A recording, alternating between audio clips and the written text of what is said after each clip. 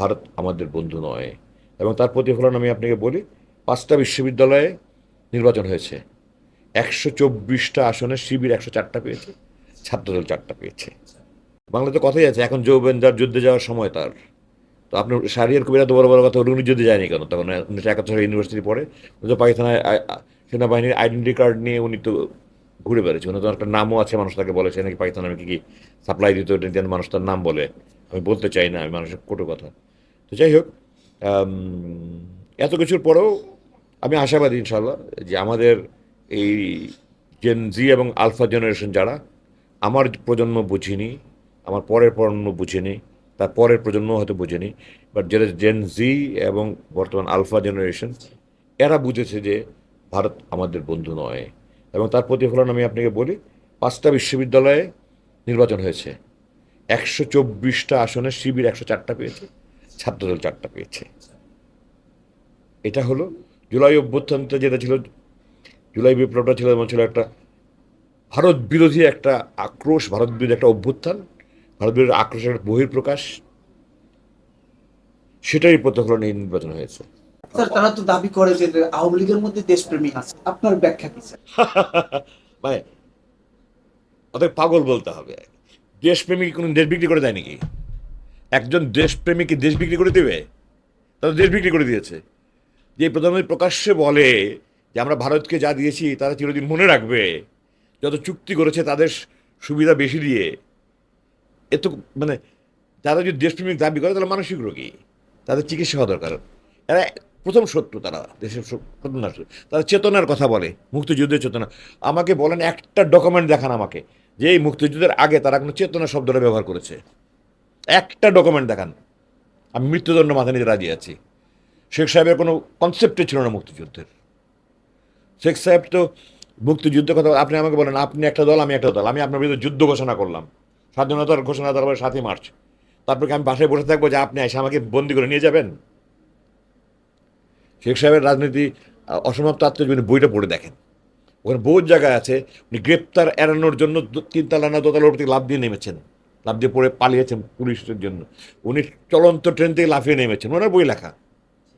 উনি লঞ্চের থেকে পালিয়েছেন, উনি ধরা পড়ার ভয়ে ওই তৎকালীন পশ্চিম পাকিস্তান থেকে ইন্ডিয়া হয়ে লুকিয়ে লুকিয়ে লুকিয়ে লুকিয়ে দেশে এখানে আসছেন।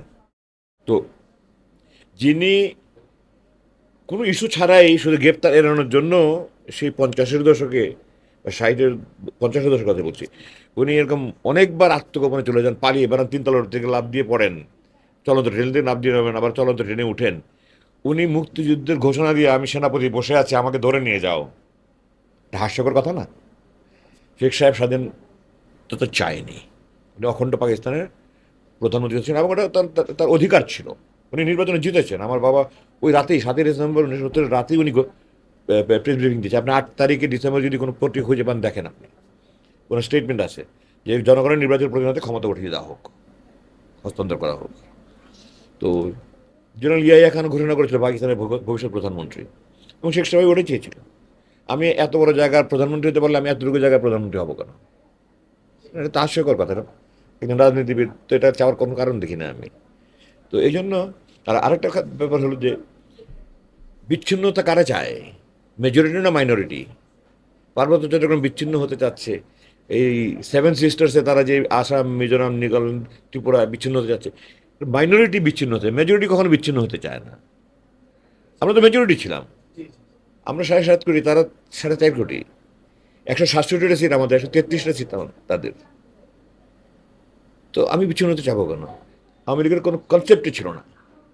আপনি যদি দেখেন কীভাবে গভর্নমেন্ট ফর্ম হয়েছে, প্রবাসী সরকার গঠন হয়েছে, তাজউদ্দিন সাহেব ইন্দিরা গান্ধী গিয়ে বলছে আপনি আমাদের স্বীকৃতি দেন, আপনারা গভর্নমেন্ট ফর্ম করেছেন। কোনো নেতার সাথে কোনো কারোর সাথে এখন দেখা হয়নি, উনি বলেছে হ্যাঁ করেছি। উনি এককভাবে বলেছে, আমার কথা না এটা। আপনি আওয়ামী লীগ নেতা আব্দুল কাদের, অ্যাডভোকেট আব্দুল কাদেরের একটা বই আছে, সরি 266 দিনের স্বাধীনতা। উনি 1971 এই প্রবাসী সরকারের ভ্রাম্যমাণ কূটনীতিক ছিলেন। সারা ভারত ঘুরে ঘুরে উনি জনমত গঠন করেছেন মুক্তিযুদ্ধের পক্ষে, ভারতীয় পাসপোর্ট নিয়ে আন্তর্জাতিকভাবে জনমত গঠন করেছেন। উনি লিখেছেন, আওয়ামী লীগ নেতা, যে কিভাবে কি প্রসেসের মধ্যে দিয়ে গভর্নমেন্টটা ফর্ম হয়েছে। কোনো নেতার সাথে কারো যোগাযোগ নাই। উনি এককভাবে ইন্দিরা গান্ধীকে বলেছে যে হ্যাঁ আমরা গণতন্ত্র, আমি প্রধানমন্ত্রী, শেখ সাহেব রাষ্ট্রপতি, সৈয়দ নজরুল ইসলাম উপরাষ্ট্রপতি, অস্থায়ী রাষ্ট্রপতি কামরুজ্জামান, খন্দকার মোশতাক, ক্যাপ্টেন মনসুর আলী বোধহয় সম্ভবত, হয়তো তাদের হিসাবে বলেছে আমি প্রধানমন্ত্রী। মানে এভাবে একটা সরকার গঠন হয়। মুখে মুখে। হ্যাঁ, সে এককভাবে। আপনি পড়ে দেখেন, আমি নিজে বানিয়ে বলছি না, জি জি। আমি কখনো বানিয়ে কোনো কথা বলি না। তো আওয়ামী লীগের কোনো চেতনাই ছিল না। মুক্তিযুদ্ধ চেতনা হলো একটা বৈষম্য বিরোধী, একটা জুলুম বিরোধী, একটা ইনসাফ রাষ্ট্র প্রতিষ্ঠা। মানুষ এটা চেয়েছে। মুক্তিযুদ্ধ সেনাবাহিনী প্রথম বিদ্রোহ করেছে, জেনারেল জিয়া ঘোষণা করেছেন। এই 5টা পদাতিক ব্যাটালিয়ান তারা বিদ্রোহ করেছে। তারপর অন্যান্য যে সমস্ত বিডিআর, ইপিআর, আনসার ছিল তারা গেছে। এরপরে মে জুন মাসে দিয়ে গিয়ে সাধারণ ছাত্র জনতা গিয়েছে, যখন অত্যাচার শুরু হয়েছে।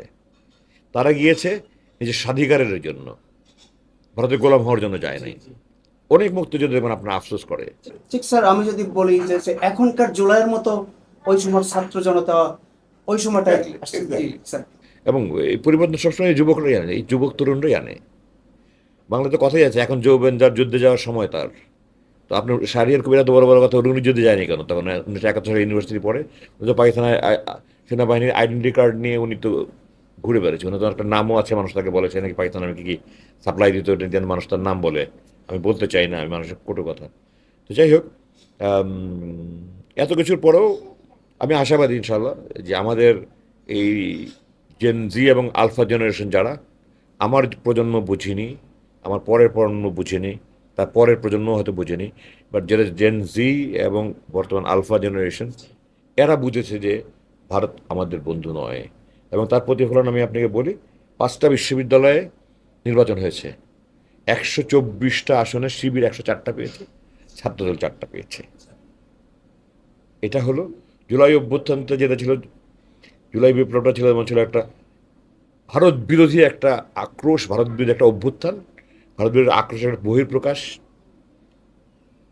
সেটাই প্রতিফলন এই নির্বাচন হয়েছে।